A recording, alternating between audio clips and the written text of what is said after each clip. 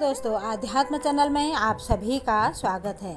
आज मैं आपको बताऊंगी कि भक्तों का उद्धार करने के लिए श्री कृष्ण भगवान ने किस तरीके से अपना सुदर्शन चक्र को चलाते हुए बोला कि धर्म की रक्षा के लिए किस तरह से हमें युग में प्रकट होना है।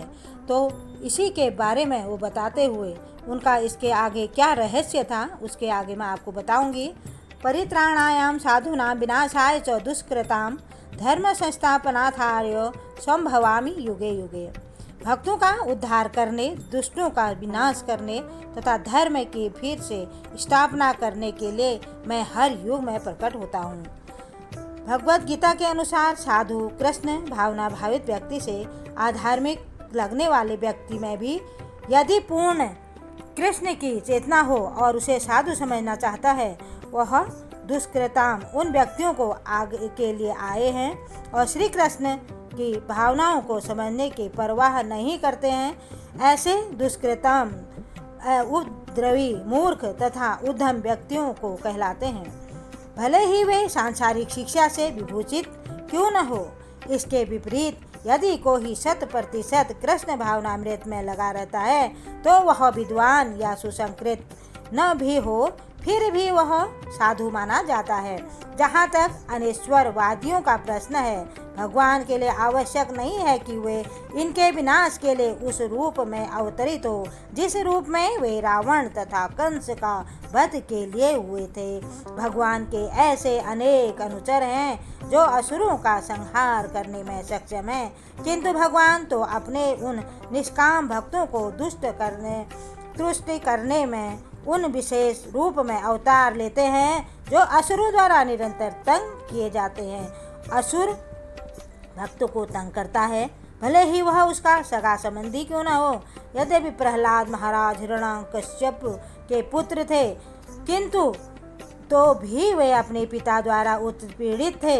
इसी प्रकार कृष्ण के माता देवकी यदि कंस की बहन थी, किंतु उन्हें तथा उनके पति वासुदेव को इसीलिए दंडित किया गया था कि क्योंकि उनके कृष्ण के जन्म लेना है, अथवा भगवान कृष्ण मुख्यतः देवकी के उद्धार करने के लिए प्रकट हुए थे, कंस को मारने के लिए नहीं। किंतु ये दोनों कार्य एक साथ संपन्न हो गए और यह कहा जाता है कि भगवान भक्त का उद्धार करने तथा दुष्टों का संहार करने के लिए विभिन्न अवतार लेते हैं। धन्यवाद। कृष्ण भावना भावित व्यक्ति से अधार्मिक लगने वाले व्यक्ति में भी यदि पूर्ण कृष्ण की चेतना हो और उसे साधु समझना चाहता है, वह दुष्कृताम उन व्यक्तियों को आगे के लिए आए हैं और श्री कृष्ण की भावनाओं को समझने की परवाह नहीं करते हैं।